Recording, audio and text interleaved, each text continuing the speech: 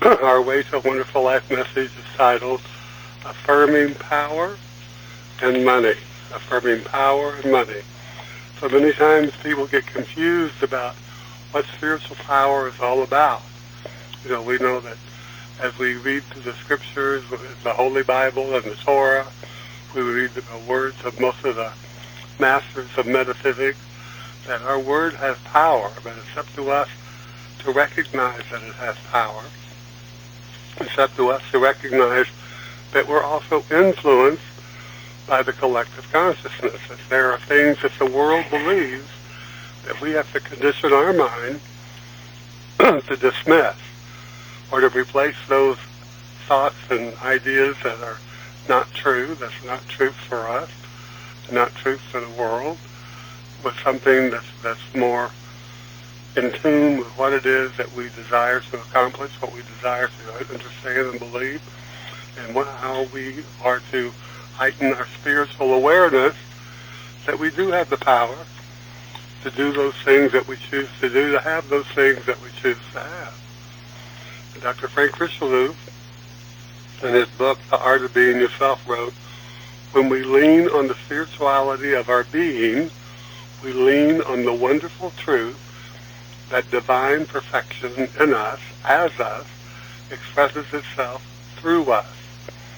The next time you get caught in something which appears to be absolutely terrible, when confusion is all around you, become very quiet and declare that peace permeates the situation.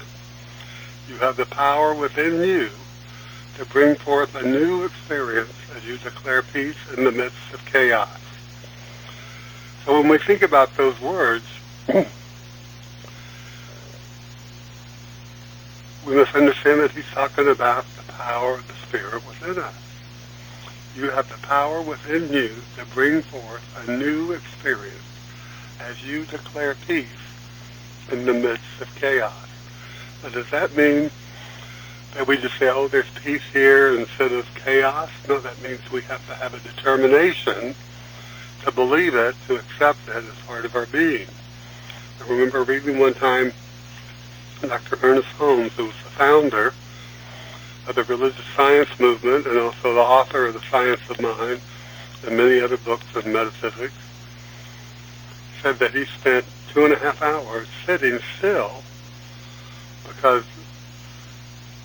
there was a need for $80,000, and even though other people were saying they would affirm that they would have it, he just sat in the stillness until he could absolutely believe within himself, through every part of his being, that the $80,000 was there, and it was received. And of course he received it. But we have to know that it's in the silence of our soul, not in the words that want to shake things up or want to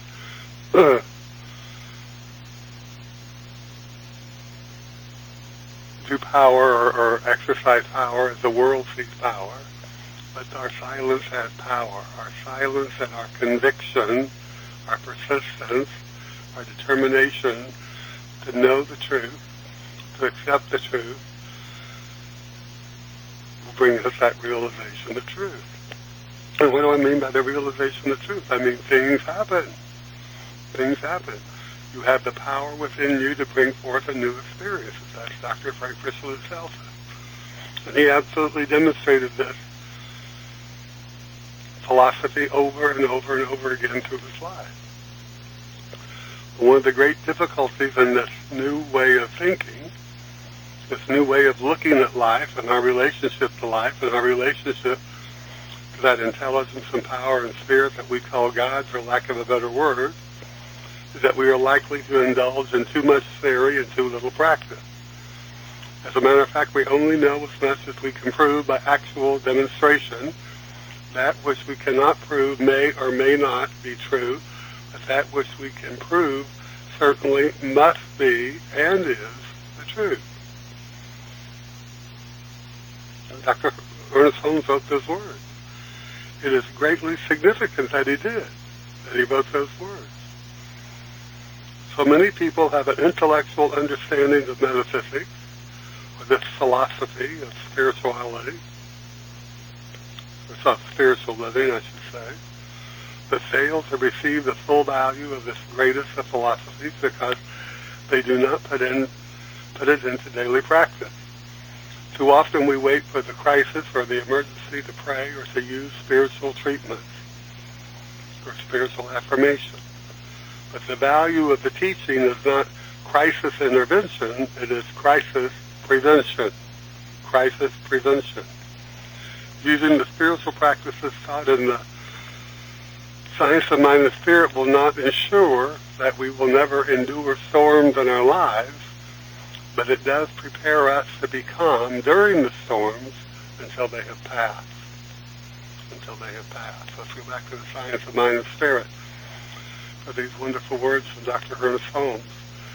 The practice of the science of mind and spirit calls for a positive understanding of the spirit of truth, a willingness to let this inner spirit guide us, this inner spirit guide us with the constant, conscious knowledge that the law of the Lord is perfect.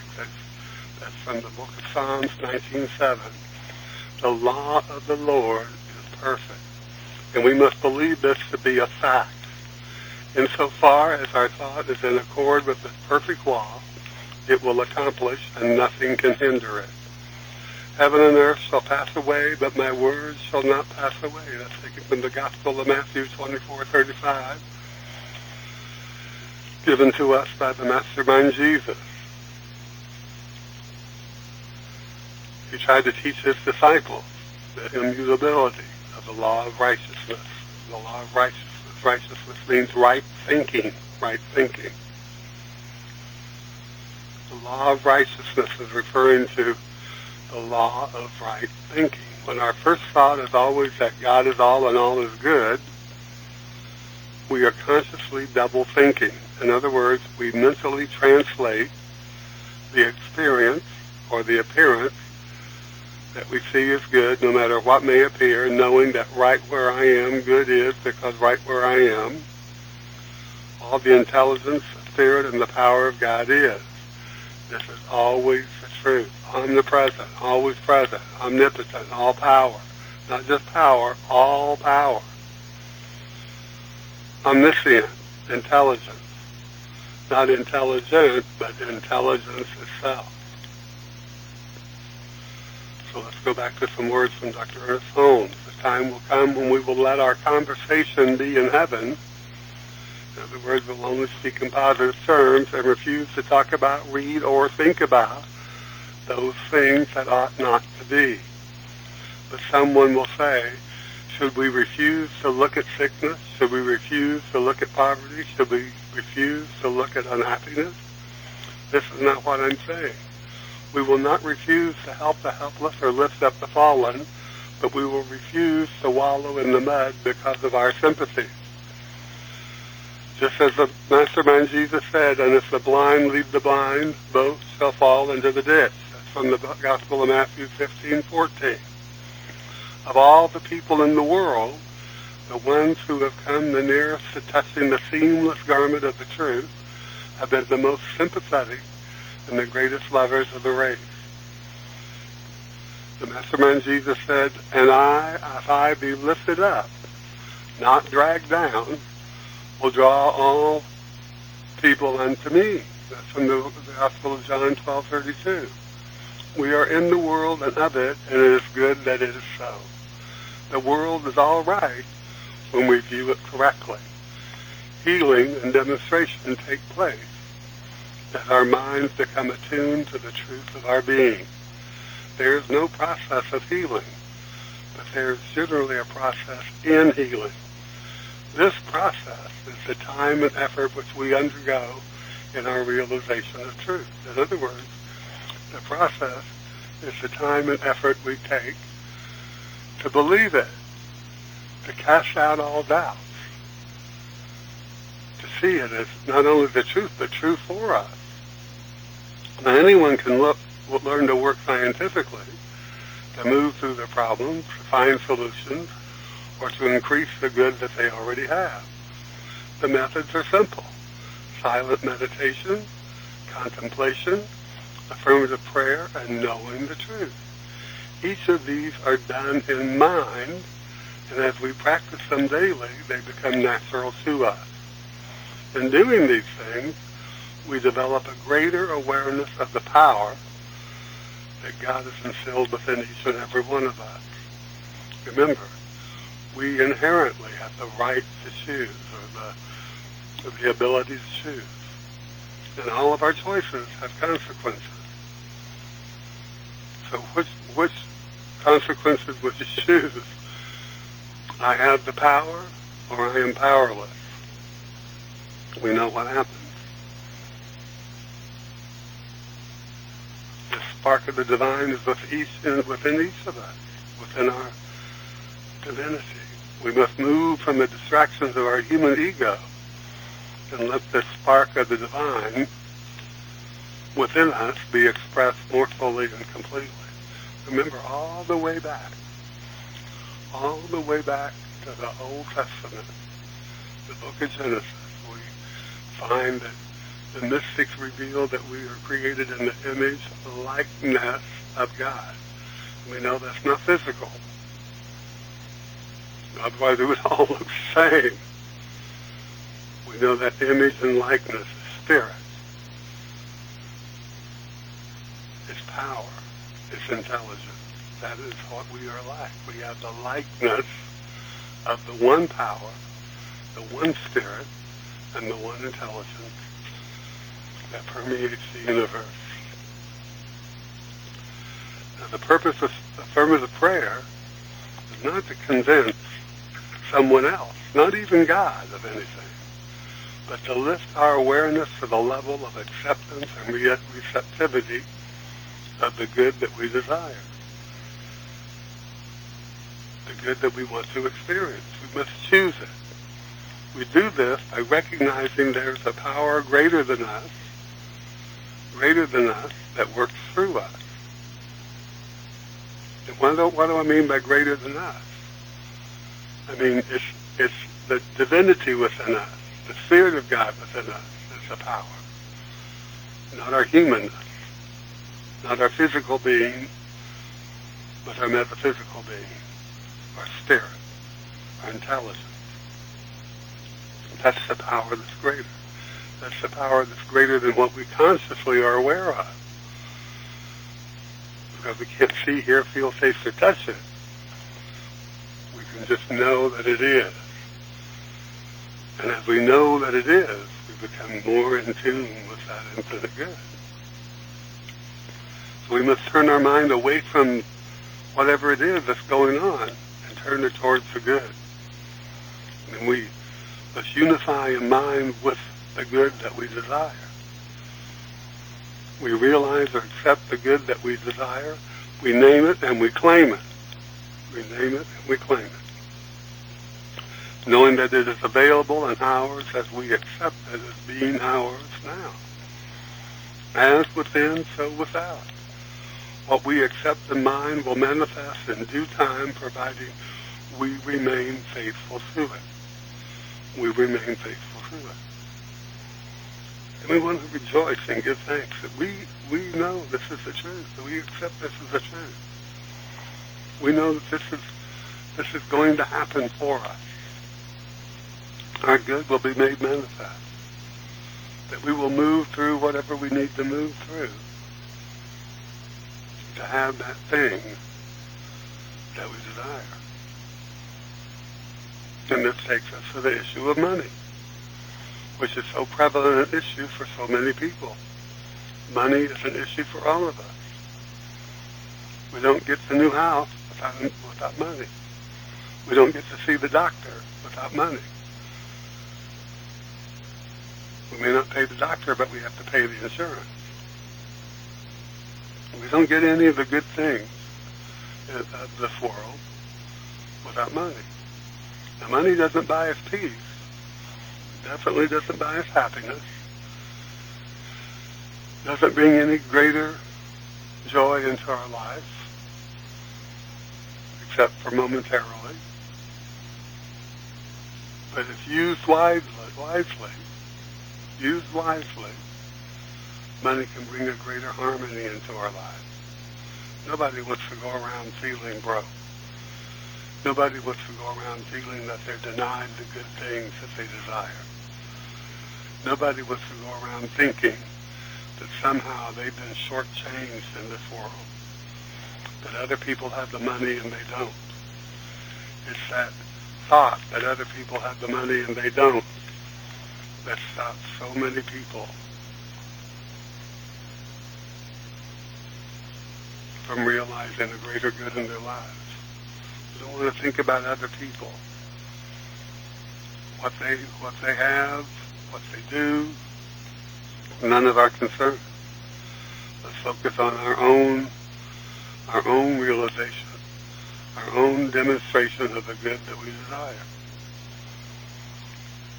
Here's some words from the great Judge Thomas Troward from his collected essays. These essays were just made up of his lessons and his talks that he gave to people. He's one of the greatest teachers of metaphysics. A lot of people think he's boring, but guess what? Sometimes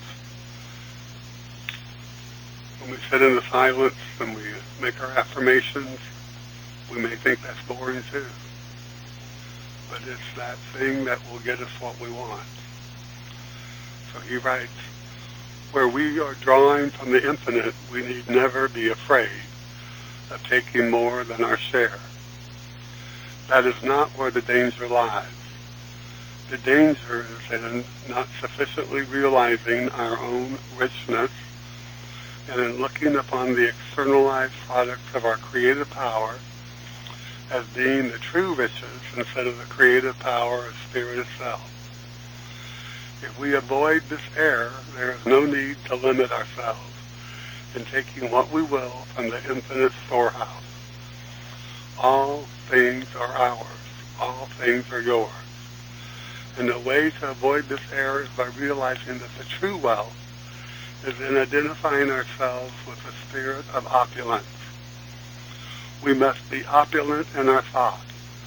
Do not think money as such, for it is only one means of opulence. But think opulence, that is largely, generously, liberally, and you will find that the means of realizing this thought will flow to you from all quarters, whether as money or as 100 other things not to be reckoned in cash. Opulence. We must be opulent in our thought. I want to repeat, do not think money. Do not think money.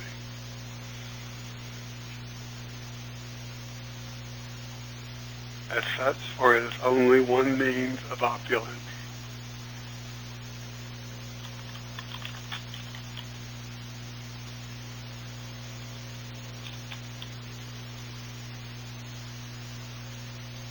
But think opulence, that is largely, generously, liberally, and you will find that the means of realizing this thought will flow to you from all quarters, whether as money or as 100 other things not to be reckoned in cash.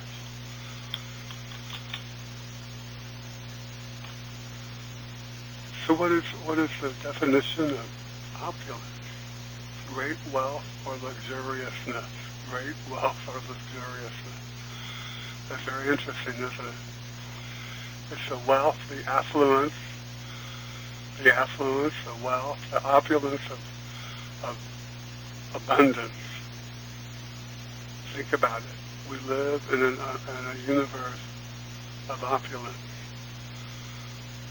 If we're not finding ourselves having enough money, if we're not finding ourselves having the assets, the capital, the fortune, the means, the riches, the substance, the wealth, the wherewithal, the worth, whatever it may be, to do those things and have those things that we choose to do and to have, then we need to focus on opulence. We need to focus on it in the silence. And we need to focus on it every day.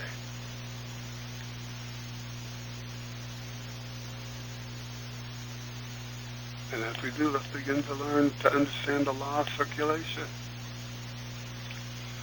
We can begin to heal the remnants of the false ideas about money in our consciousness. In the Gospel of Matthew, we can read, freely you have received, freely give.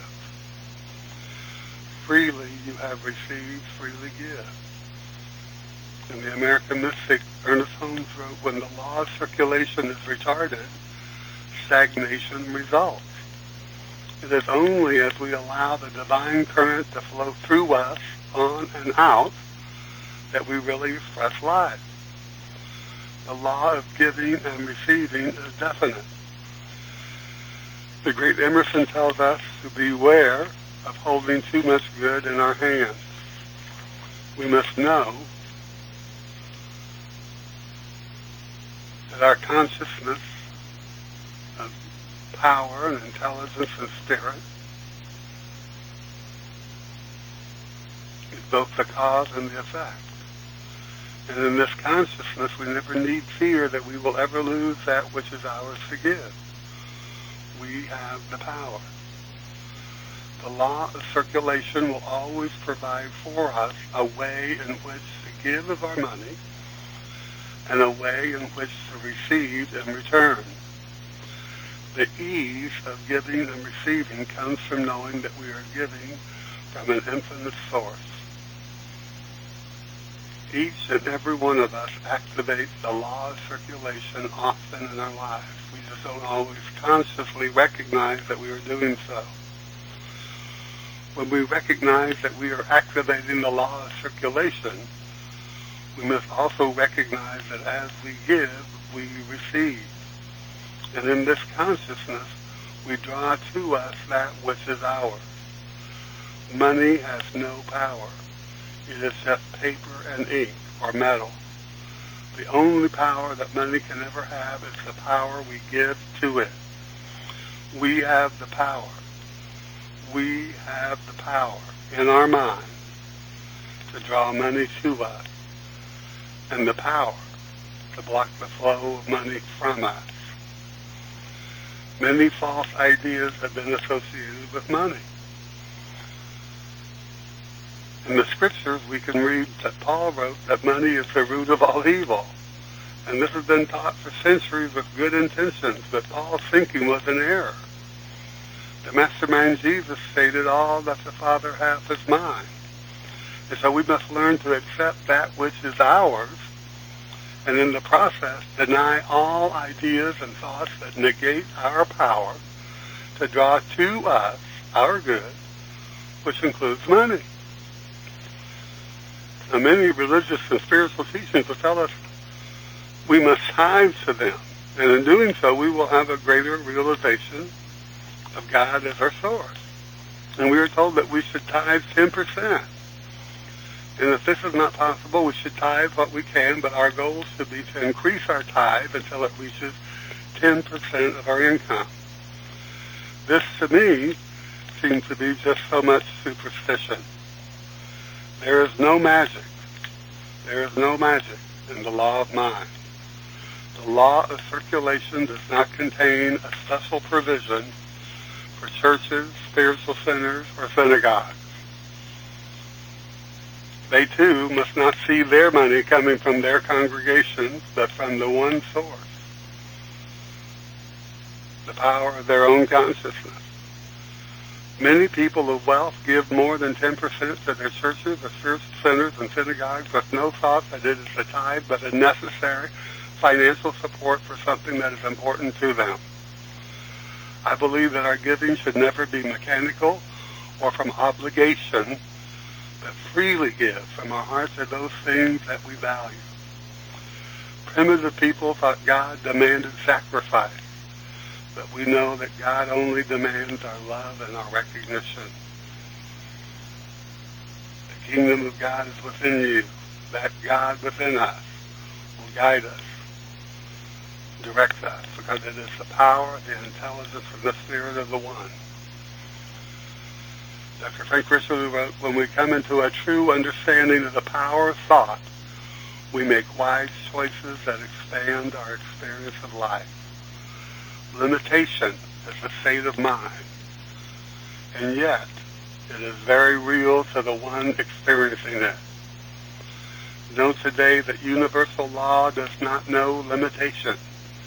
It is infinite, yet it does not even know itself as infinite. It knows only to act upon the direction given it. That's why we affirm. The limitation you experience, you have placed upon yourself. It is self-imposed. If you believe you are limited, you will experience limitation. You are constantly addressing your subconscious mind, whether you are aware of it or not. Think about these words. Take them into contemplation. Take the word opulence into contemplation. Think about it. Think about what it means to you. Think about what it means to your place in the universe. Think about what it means for your personal situation. It is never necessary to see ourselves as having money or not having money. Instead, we can see ourselves always confident that we have what we need when we need it. Let's not let thoughts of money become a distraction that hinders our demonstrations of good. We can develop an image of ourselves as always being very generous with others and generous with ourselves, never withholding that which we desire to give or desire to receive. We can accept in our mind, that we draw from an infinite source, that nothing is withheld from us. Nothing is withheld from us.